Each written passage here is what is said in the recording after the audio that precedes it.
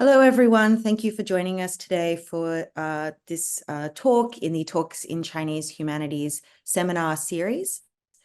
I'd like to begin by acknowledging the Bedegal people who are the traditional custodians of the land that I'm speaking from today and pay my respect to elders past and present.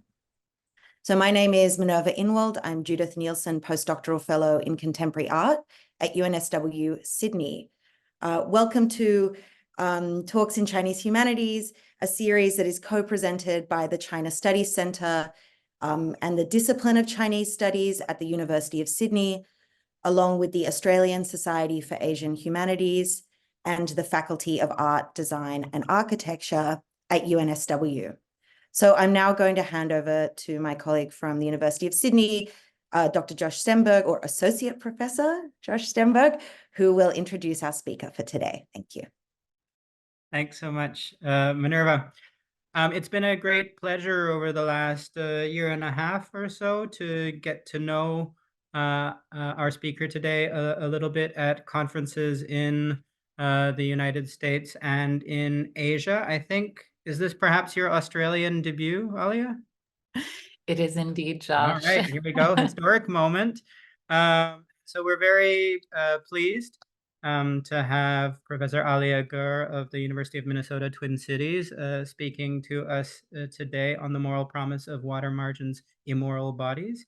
Professor Gur is a scholar of early modern Chinese literature, religion, intellectual history, and comparative literature. She teaches across Ming and Qing literature, Chinese religions, novel and world literature, theories of mind and corporeality, and commentary traditions, several of which are going to come up today, I suspect.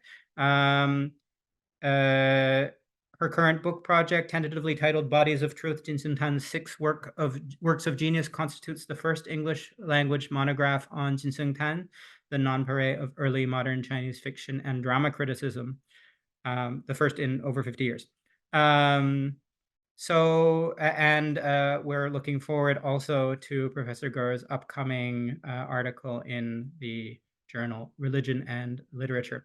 So I won't detain anybody any longer with further encomia for Professor Gur's many achievements and intellectual interests, and we'll pass the floor to her. Thank you so much for the introduction, Josh, and thank you all so much for having me. I am thrilled to see a couple of familiar names in the list of attendees, all the more so because I hope that those who know me will be happy to help me work through some of the ideas that I'm presenting on this morning on your end of things, this evening on my end. The work that I'm about to share is very much in progress. So it's building on my dissertation. It's related to my book, but what I'm presently trying to formulate is actually an article that negotiates some of the themes of embodiment and literary form that I find most captivating in Jin Shengtan's commentary on water margin. The first couple parts of my talk are going to focus more on water margin than on Jin Shengtan's commentary edition. And during the last 20 to 25 minutes of my presentation, I'll focus more on Jin Shengtan's work and some of his intellectual interlocutors. So right now, I'm just looking at the chat. In lieu of a PowerPoint presentation, I've prepared a handout, which is in Google Docs, and I'm posting the link here into the chat box for you. I'll ask that you maybe not look too hard at the handout as I start speaking. It might be more beneficial just to listen to me speak. So parts 1 and 2, I have provided the text for some of the quotations that I'll be mentioning during my talk that I'll actually read in full. But part 3 is really where the handout is going to become useful.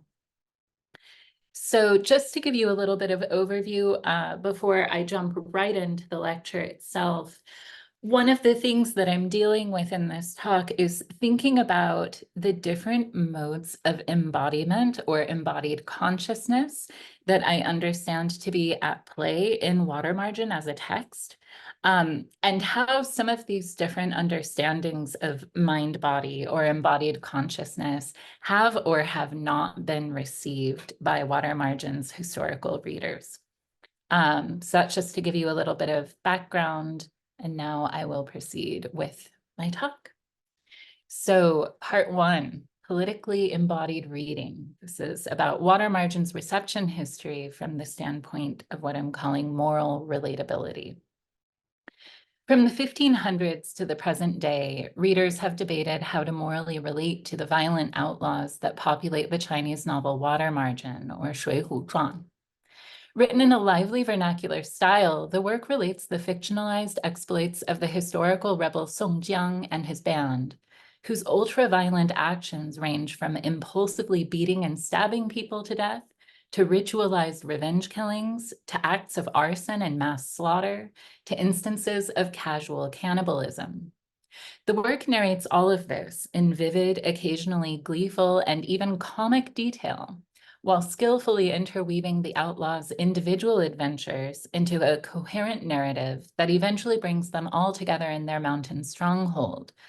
Hereafter, they are granted an imperial amnesty and invited to fight on behalf of the Song court. Granted, the novel's ultra-violent content does not pose a problem for scholarly analysis with its professional imperative to objectivity. But for lay readers, Water Margin's aesthetic appeal has rarely negated the impulse to take a moral position on the narrative's violent brigands. The readers have often been split regarding which moral position to take. As Scott Gregory, who I see is here, has observed, and thank you so much, Scott, by the way, for the amazing book, which I've benefited from a lot. But as Scott Gregory has observed, some of the novel's earliest recorded praise, expressed by the 16th century official Li Kaixian, also defended the work against its concerned moral detractors, insisting that, and I'm quoting from Gregory's translation here, one who would fault it for its treacherous banditry and deception knows nothing of the methods for narrating events or of the subtleties of the study of history. Li Kaixian's defense of the novel may have been rooted in his personal experience. After he and several members of his professional coterie were dismissed from office, Li drew inspiration from one of Water Margin's characters to compose his drama Record of the Precious Sword, or Bao Jianji, in 1547, in which an official pushed out of office by corrupt agents is, like the novel's outlaws, eventually granted amnesty and takes revenge on his wrongdoers. Li Kaixian's inclination to see himself in one of Water Margin's characters and to compare the novel to great works of history anticipates philosopher Li Zhi's take on the novel, which he presented in his Preface to the Loyal and Righteous at the Water's Margin. This preface was first published as a standalone essay in Li Zhi's incendiary collection of writings, aptly entitled A Book to Burn. Despite official censorship of Li Zhi's collection, his work went and stayed viral for decades after its initial publication in the early 1590s. His prefatory essay on Water Margin was eventually appended to 2 early 16th century commentary editions of the novel, which also circulated very widely. The beginning of Li Zhi's preface invokes a tradition of composing out of indignation, 发愤而作, which was first articulated by the Han Dynasty court historian Sima Qian in his personal postface to the historical records. In a pained rumination over the hardships he has endured to see his work through to completion, Sima Qian describes a prestigious genealogy of authors whom he imagines as having composed under emotional duress. Li Zhi extends Sima Qian's line of thought to promote his own view of authorial impetus. Quote, "The grand historian says, the difficulty of persuasion and the loner's indignation are works of wise men and sages that were written to express their indignation. From this, we can see that if the ancient worthies and sages weren't indignant, then they simply didn't write. Writing when you aren't indignant is like shivering when you're not cold, groaning and moaning when you're not sick. Although you could write something, would it really be worth reading? From here, Li Zhi proceeds to explain that the novel before him will succeed in restoring moral order to a world that has turned politically upside down. Toward the end of his rumination, he announces, "The one who runs the country can't afford not to read Water Margin. If only he'd read it once, then the loyal and righteous wouldn't be out at the water margin anymore. Instead, they'd be right back beside the ruler." What these early reactions to the novel illuminate is the extent to which readers engage works not only with their minds, but also their mind bodies or their embodied consciousnesses, which bear the accumulated affects of physically anchored, politically charged experiences. The late Ming court was aware of this when it banned water margin in 1642 amid the economic and social instabilities that plagued the faltering late Ming Empire, during which time some rebels even named themselves after characters in the novel. Today, as well, readers seem to relate to water margin from the standpoint of their politically embodied positions. For instance, the prominent Chinese intellectual in exile, Liu Zaifu, has proclaimed water margin the, quote, Chinese people's gateway to hell, or 地狱之门, for its valorization of revenge killings, among other things. To this, a Hong Kong educator, William Sin, has responded that the work should instead be appreciated for valorizing the outlaw's free-thinking forthrightness of character in the face of politically corrupt institutions. In the bourgeois commercial space of Amazon book reviews, and there will be a scholarly point to this, I promise, so bear with me. But in the commercial space of Amazon book reviews, many readers are ill at ease with the outlaw's ultra-violence. A certain J.P. Spencer reflects that while Song Jiang and the famous rebel Wu Song come across as Robin Hood-style heroes, the others in the gang on Mount Liang seem to be pretty bad characters. Murder, mayhem, and even cannibalism. So that despite the corruption, greed, and sheer criminality of the powers that be, it is hard to feel sympathy with our heroes. Similarly, reviewer Mary Soon Lee reports that she, quote, failed to warm to the group of characters. My feelings toward the heroes ranged from dislike to abhorrence. I particularly hated it when they took revenge on an individual by slaughtering that individual's household members. I'm also not partial to the heroes indulging in cannibalism. I recognize that they do stand up to each other or for each other, which could be seen as commendable, but it fails to offset their nastier traits, at least for me. Yet some readers find moral merit in the outlaw's violent outbursts. A user named Spooky Book retorts, "You'll be disappointed if you want to warm up to the heroes, even though you'll probably also get some of that. The book is about despicable humans, sure, but humans nonetheless. How could we not relate at some point and care a bit for them? How can we not expect, and they did at some point, that it really was a great path to follow? It's a great thing that it's a long book. You get to care for them, and you also get to not even mind the names, eventually, of all who are dying and killing. At some point, it just becomes a random, repetitious killing spree." A similar moral position predominates among Chinese-speaking YouTube users. In an episode of one of the many Chinese language TV series based on water margin, Wu Song massacres every member of a corrupt official's household, including women and children. When one user comments, "Wu Song is too ruthless," a long thread of disagreement ensues, with respondents underscoring that Wu Song's violent outburst contributes to the moral realism that makes Water Margin a great work of literature. This is a man driven to extremes by corruption, and his violence is to some extent understandable, relatable, and is effectively explained by the hardship that Wu Song has faced up until that point. So as I mentioned at the outset, the question of water margin's moral relatability, that is, of how to relate to the ultra-violent bodies that populate this narrative, has not figured as a matter of serious concern for scholarly analysis. While I'm not suggesting that we break from scholarly objectivity in order to take a moral position on the novel ourselves, I do propose that we do Watermargin a disservice by sidestepping the issue of its moral relatability, which has in fact been if not the central issue in its reception history.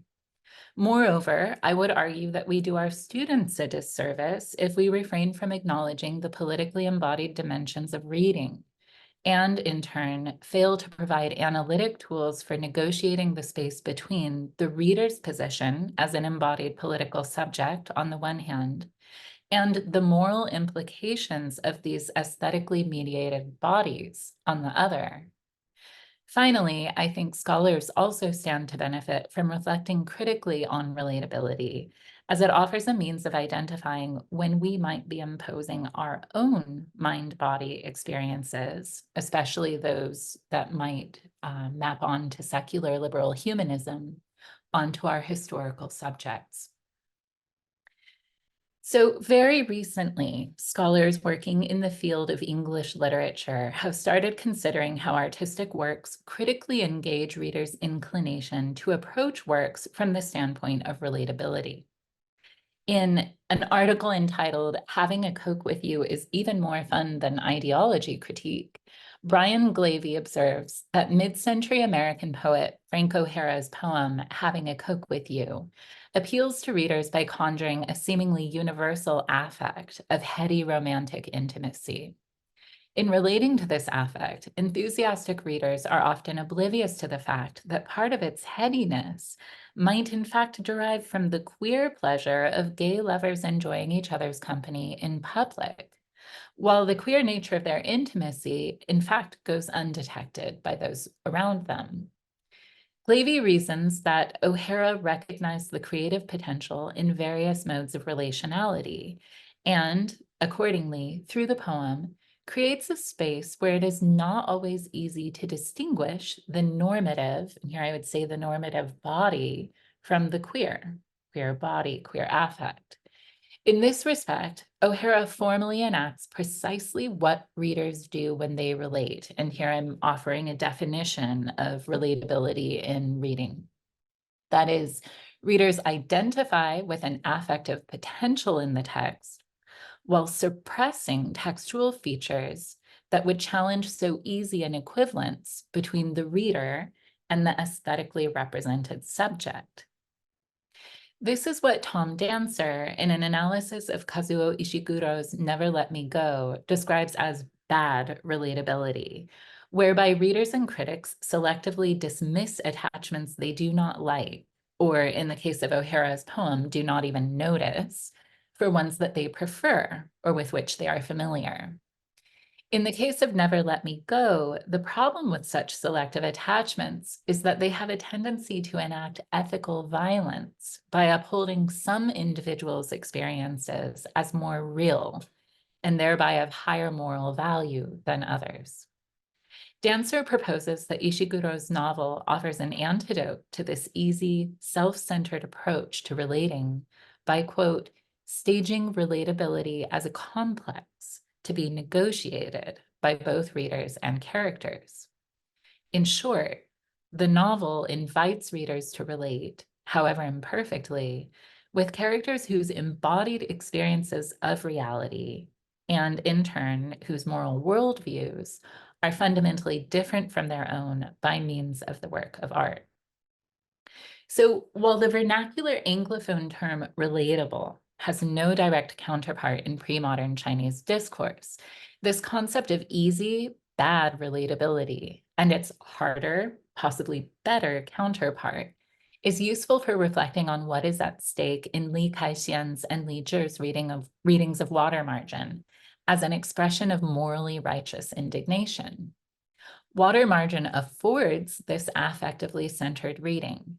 Yet at the same time, reading Watermargin as a work in tune with the frustrations of a morally righteous scholar official requires suppressing the narrative's content and formal features. For example, In the cycle of chapters that detail the outlaw Wu Song's adventures, the hero becomes increasingly violent over time. First, drunkenly beating a tiger to death as a means of self-defense, then methodically exacting his sister-in-law's murder in order to avenge his brother, then going on a revenge-induced rampage to slaughter an entire household of people, children included. And that's the image I provided as the poster for this talk. It is only when the outlaws are granted an imperial amnesty that Wu Song's ferocity is channeled into a non-selfish purpose. And once the outlaws have rendered their service to the court, they weaken, disperse, and die. According to my reading, this narrative progression from violent escalation to tragic dissolution registers a kind of mind-body that Li Zhi's reading neglects. This is the demonic subjectivity of the outlaws as depicted in the unofficial histories upon which Watermargin drew. Importantly, Watermargin in this respect is not only a fictionalized account of historical events, it is also, as several scholars, perhaps most notably Mark Mullenbeld and Peng Liu have noted, a Taoist retelling of a historical rebellion. The novel's adventures are prefaced with a chapter wherein a court official ventures to a Taoist temple in search of a celestial master to relieve the kingdom of severe famine. During his stay at the temple, the official unwittingly unleashes 36 heavenly spirits and 72 earthly demons that were previously subdued beneath a gigantic stele engraved with talismanic writing. These unleashed demons later manifest as the novel's 108 outlaws, including the rebel leader Song Jiang. Roughly halfway through the novel, Song Jiang encounters a legendary Taoist goddess, the mysterious lady Xuan Yu, who reveals Song Jiang's celestial identity and bestows upon him a book written in celestial script. She warns him that it is not yet clear whether he will end up doing good or evil, and if he turns to the latter, he will suffer for it. This narrative development presents the historical band of Song Dynasty rebels as demonic spirits that might be restrained and thereafter put to use by the mysterious lady, who in Taoist context is a martial protectress capable of subduing pernicious forces, and in turn, marshaling those forces on behalf of the court. As Peng Liu has discussed, the mysterious lady plays a crucial role both in the novel and in the Ming court specifically. This Taoist plot device is all the more significant, given that, as Gregory has shown, the Jiajing emperor in whose court the novel first appeared was a devout Taoist. And one of the two earliest printed editions of the novel was produced under the auspices of an official named Guo Xun, who was close to the Jiajing emperor, shared his devotion to Taoism, and was invited to participate in at least one official Taoist ceremony with the emperor. In this Taoist courtly context, the demonic outlaws' moral relatability is in fact not at stake. Instead, their unrestrained behavior and ultra-violent actions would have been in keeping with the reputations of Taoist martial gods, who can be domesticated, so these spirits or demons can be domesticated through exorcistic rituals and made to work on behalf of their spiritual commanders, which in this case would be the Song court and its imperial army. In this context, the outlaw's ferocity at once underscores the importance of the court's role in subduing and canonizing such demons, and previews the powers that they might, once domesticated, lend to the imperial army. By relating the demonic outlaw's rage with the moral outrage of the loyal and righteous official, Li Zhi neglects to account for the significance underlying the outlaw's ultraviolence, which is now reframed as a natural consequence of the morally concerned official's indignation. This lends itself to a peculiar conflation of political subjectivities, one righteous, one demonic. While Li Kaixian and Li Zhi selectively omit the latter, or perhaps don't notice it, their readings allow for a moral problem, whereby demonic ultraviolence might be justified or rationalized by political necessity. The Suzhou literatus Jin Shengtan was alert to the political risk inherent in Li Zhi's reading of Water Margin, and produced his own commentary edition of the novel as a means of diffusing this problem. The outcome of Jin's intervention is a heavily reworked, densely annotated text that invites the reader to go ahead and relate to Water Margin's outlaws, but in a way that I propose guides the reader away from a bad or easy mode of relation into a much more difficult, morally therapeutic process of identifying with a radically other mind body that is embodied by the form of the text itself, and which I'm going to explicate in the last part of this talk. Jin Shengtan's commentary edition of Water Margin, also known as the fifth work of genius, was published sometime around the fall of the Ming Dynasty in 1644, and was the most widely read version of the novel up until the modern period. This was to be the first installment of a 6-part program of commentary editions, incorporating some of the most celebrated writings in Chinese history. In the case of Water Margin, Jin appends 3 personal prefaces, 2 excerpts of annotated historical materials, a set of 69 reading guidelines, and a forged authorial preface. In addition, he adds a prefatory essay to every chapter and provides the text itself with densely arrayed inline and upper margin comments. This dense apparatus serves a didactic purpose, for as Jin Shengtan's and his disciples' writings make clear, Jin intended this commentarial sextet to introduce readers to a new approach to reading, according to which attention to writing's methods, or wenfa, might serve as a basis for inculcating morality, or de. And for those of you invested in Chinese intellectual history, I'll just note that that's a real inversion of the traditional Confucian idea that writing's methods or writing should only serve as a vehicle for morality, whereas Jin Shengtan presents writing's methods as a foundation for morality.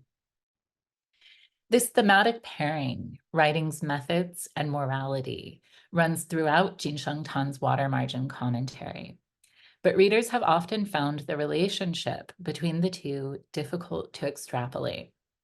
This is because while Jin Shengtan vociferously denounces Li Zhi's characterization of the outlaws as loyal and righteous, and insists that he is promoting morality in accord with Confucian precepts, Jin's commentarial attention to writing's methods, in the case of Water Margin, heaps aesthetic praise on all manner of conduct, including cannibalism. So from here on, I'm going to introduce you to the primary sources or some of the key passages I'm working with in formulating my argument about what Jin Shengtan is doing here in terms of using literary form to engage the reader's body and pull the reader into a kind of alternate mode of mind-body experience. And in order to do this, I'm actually going to go off script directly into the materials on the handout. So if you could scroll down in the handout to part 3, sort of starts near the bottom of page 2 of the handout.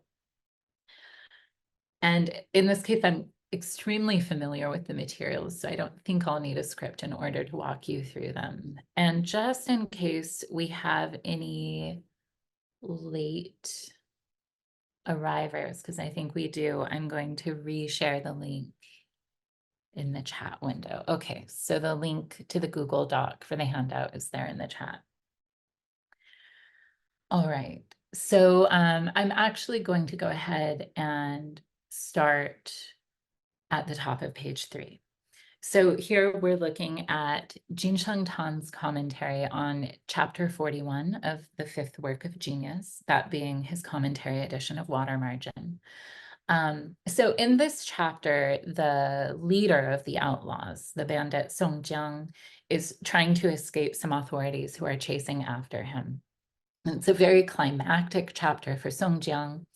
And it's worth noting here that for Jin Shengtan, Song Jiang is the worst of the worst among the outlaws. So this isn't true for every historical reader's experience of this text, but Jin Shengtan points Song Jiang out as the most immoral of all the outlaws, someone who's duplicitous and arrogant and lures good people into banditry. Despite the fact that Jin Shengtan is so morally opposed to Song Jiang as a character, his commentary on this chapter goes to great lengths to pull the reader into what we might describe as a relationship of affective relatability with Song Jiang. So really invites the reader to experience everything alongside Song Jiang.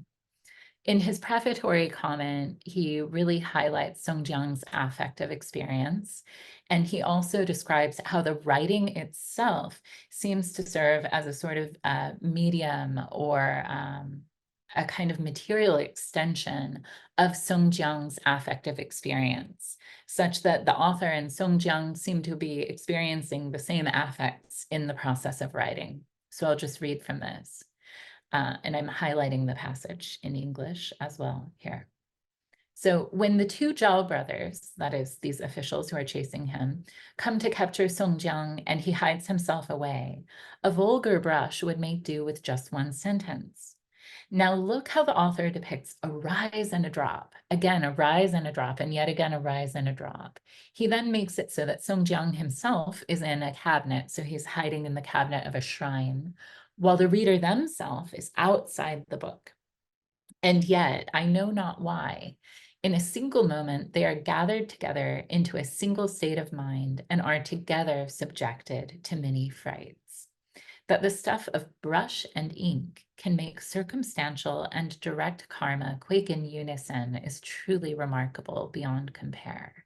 And this reference to karma, I'm just going to highlight for now, and I'm going to come back to that, but not explain it for the time being. So for now, we'll focus on these affective dimensions of the text.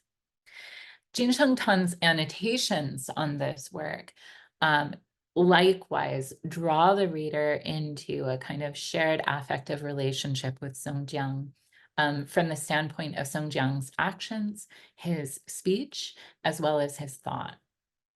So what really comes through is a sense of urgency and anxiety. And I'm not going to read all of these comments, but you can see he has a lot of little annotations, terribly anxious, anxious beyond words. There's also a note that the text really depicts kind of like vocal qualities in Song Jiang's portrayal, as well as how his body is moving. So Jin Shengtan actually counts out 9 references to Song Jiang's trembling.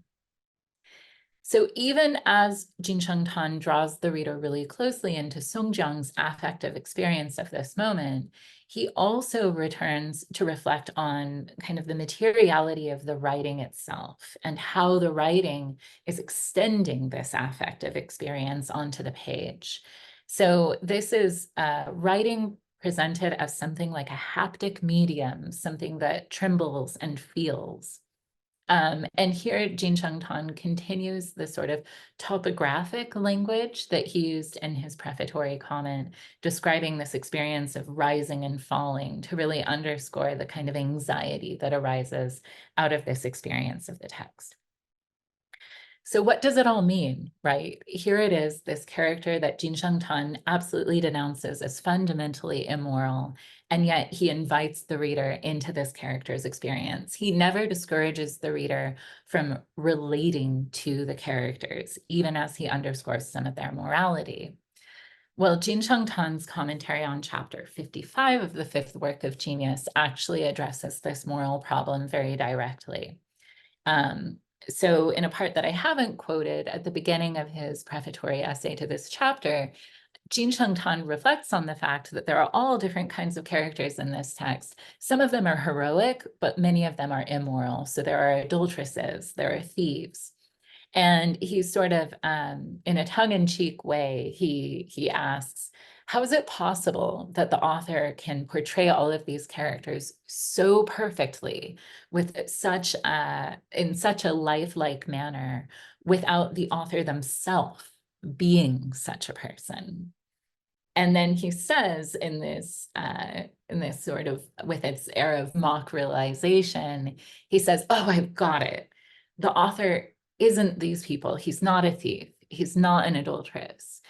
But in the act of writing, and only then, in the act of writing, he becomes these people. So he as an individual, as a historical person, is not these people, but in the act of writing, he becomes these people. And Jin Shengtan says that this is possible because the author, whom he identifies as a genius, is a bodhisattva whose writing arises according to the law that causes and conditions give rise to all phenomena. So this is a sort of fundamental principle of Buddhist truth. So he says, and I'm quoting here from the handout, someone might ask, then what kind of person is the author, whom Jin Shengtan identifies as the shadowy figure, Shi Nai'an? I say he is a genius. And on what grounds do you deem him a genius? I answer, on account of the fact that he is someone who resolutely abides in preaching the teachings of the Buddhist philosopher Nagarjuna. Someone who preaches the teachings of Nagarjuna must be a bodhisattva. And a bodhisattva is someone who is truly able to examine phenomena and extend their knowledge to the utmost. So here Jin Shengtan is actually presenting Buddhist philosophy, in particular the principle of Buddhist truth that causes and conditions give rise to all phenomena, or yin yuan sheng fa. He's presenting this as a basis for Confucian ideals, particularly the moral cultivation practices of examining phenomena in order to extend knowledge and attain a kind of moral perfection. But Jin Shengtan does proceed to tie this into Confucian morality. So he really asserts that whoever reads this commentary will, in cultivating their moral integrity, necessarily be able to, on one hand, regard causes and conditions with trepidation, but then will proceed to be able to study the method of the sages. So this is what Song Dynasty philosopher Jushi's commentary on the classics calls wary even in places where one is not seen, fearful even in places where one is not heard. In cultivating the moral integrity of others, such a person will necessarily be able to refrain from contemplating evil. Not contemplating evil is the sage's teaching of fidelity and reciprocity. So here in this passage, I'm going to highlight this. So when Jin Shengtan says not contemplating evil is the sage's teaching of fidelity and reciprocity, he's also inviting the reader to look back to one of his prefaces to Water Margin. So in Jin Shengtan's third preface to Water Margin, which is where he really sets forth his approach to reading most clearly, he actually refers to the author as writing according to the law of causes and conditions in such a way that promises to have a moral outcome that maps onto the Confucian ideals of fidelity and reciprocity. So fidelity being, I think you can see it in the handout. So fidelity is zhong, which is also sometimes translated as loyalty, and reciprocity, which is also, or shu, which is sometimes translated as empathy. But Jin Shengtan seems not to be talking straightforwardly about the Confucian ideals themselves. So fidelity has to do with kind of matching one's outer conduct to one's inner state, ideally that inner state being the moral mind at one with the way of heaven. And reciprocity has to do with being able to extend this understanding to others. So in Jin Shengtan's third preface, he describes the author as setting forth, and you can look at the bottom of page 4 here or the top of page 5 if you want to follow in the Chinese. He describes the author as setting forth with one mind, just this one mind, such that each of the 108 outlaws that he conjures can attain the greatest degree of marvel. And he's particularly captivated with their liveliness. They seem absolutely real. And then he goes on to elaborate on this process of examining phenomena that has allowed the author to obtain this ability to represent these characters that he's not actually morally affiliated with, right? So the author is not these outlaws. So Jin Shengtan says that examining phenomena also has its method, as you should know. The method of examining phenomena takes fidelity and reciprocity as its gateway. But what is called fidelity? Among all under heaven, causes and conditions give rise to all phenomena. Therefore, one attains fidelity with no need to study it. All under heaven is naturally thus. There are no forms that are not possessed of fidelity. And then he goes on to elaborate on that.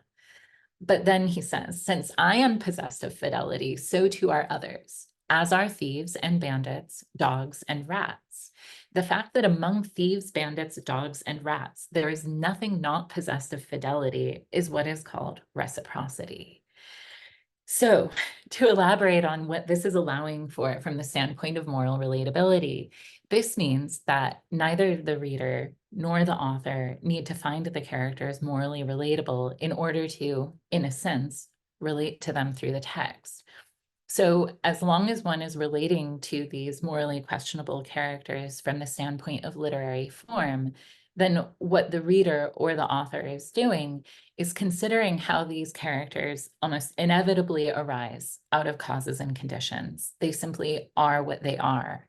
And all of them are in this way equally. So they are, to draw on Buddhist philosophy, they're empty of any sort of self-sufficient, essential identity. Everything that exists only exists alongside an infinite manifold of causes and conditions.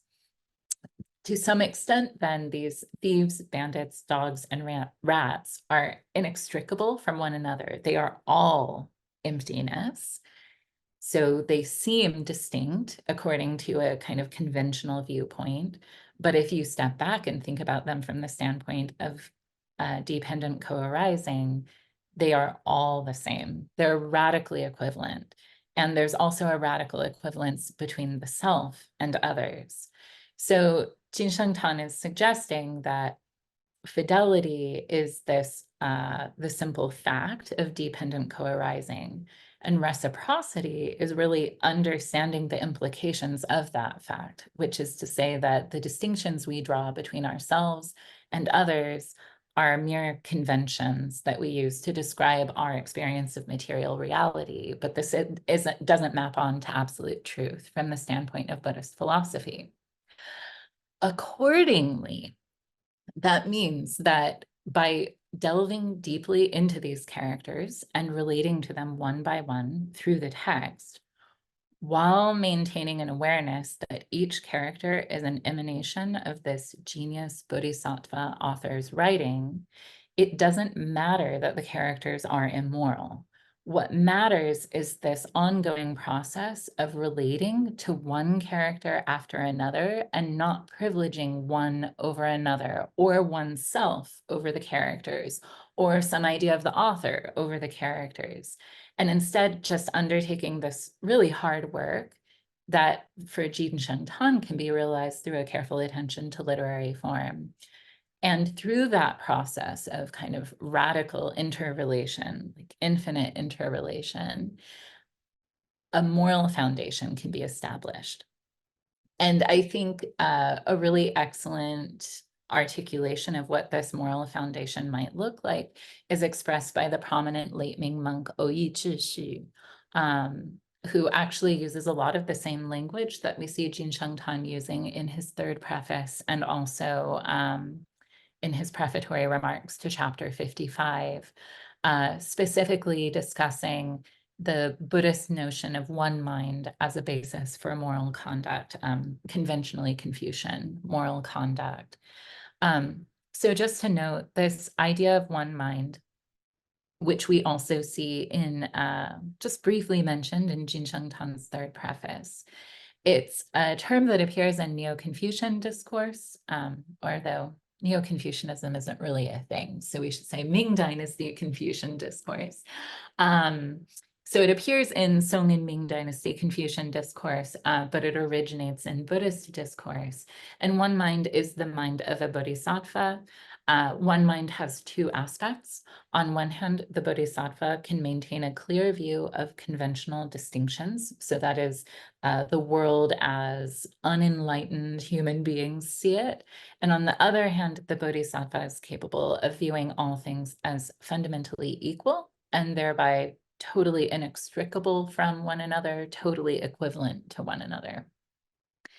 So I'm not going to read Oyi Zhishu's passage, but I'm very happy to share it with you. This is my translation. And for those of you out there, if you ever have any comments on my translations or suggestions, they're very welcome. But in short, Oyi Zhishu explains that one mind serves as a basis for moral conduct, simply put, because it erases the distinction between oneself and others.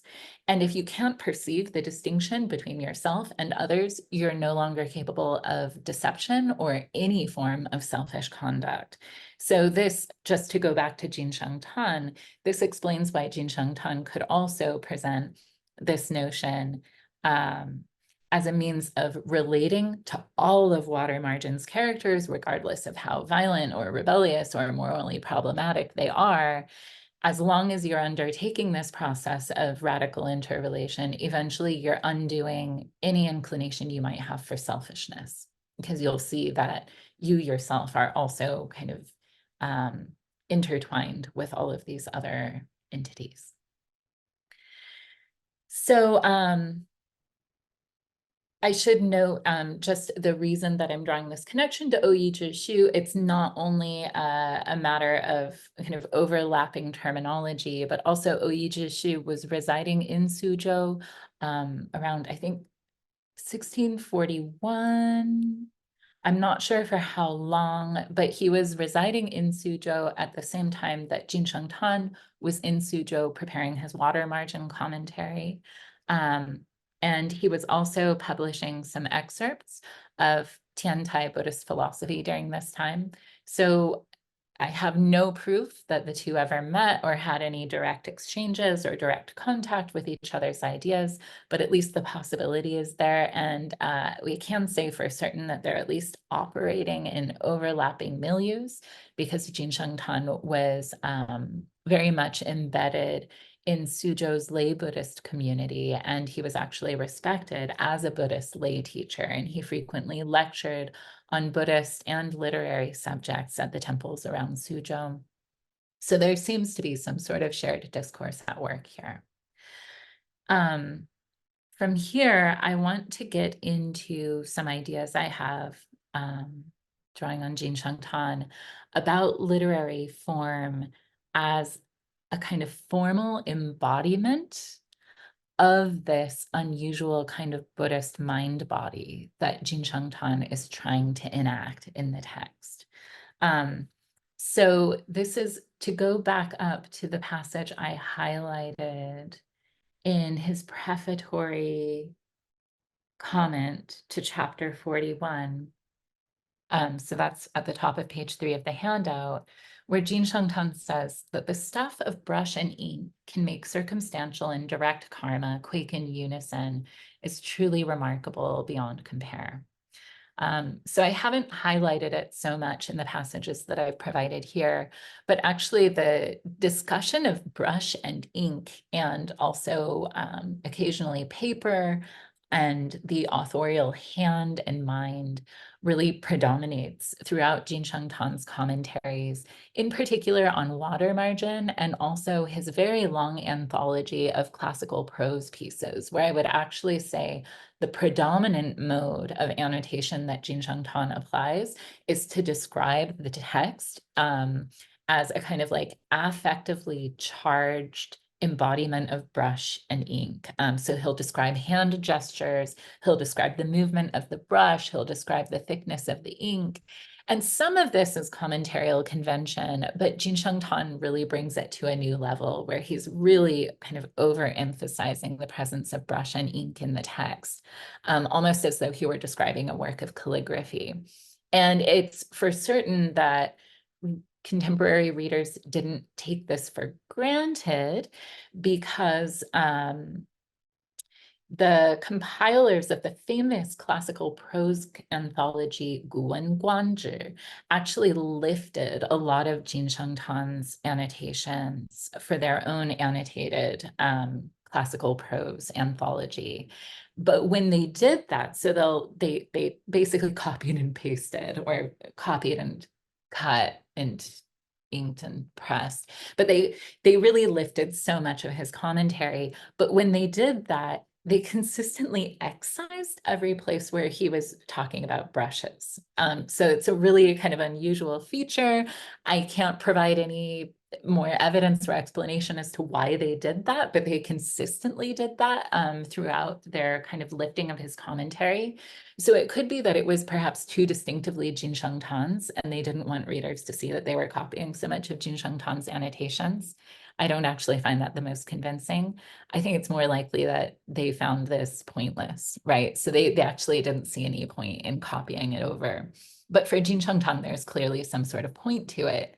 And here there might be an interesting precedent. So now scrolling back to the end of the handout on page 6, there's an interesting precedent in the Tiantai patriarch Zhiyi's discourse on the idea that all worldly phenomena, or dharmas, are reducible to form. And in this case, Tiantai Zhiyi draws on an example of aesthetic form. So he's particularly talking about writing with a brush and ink.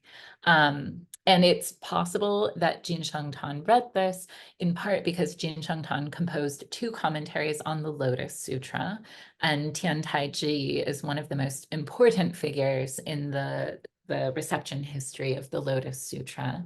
At the same time, however, Oyi Zhishu actually provides a sort of abridged version of some of Tiantai Zhiyi's discourses. So it's a greatly abridged publication of Tiantai Zhiyi's discourses, and yet Oyi Zhishu cites this rather long passage in full.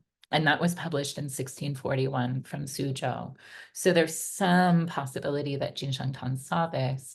But my main reason for sharing it is that I think this is a really interesting way to think through how a reader might move from identifying strongly with individual figures in a text to thinking beyond the individual figure and thinking through interrelations.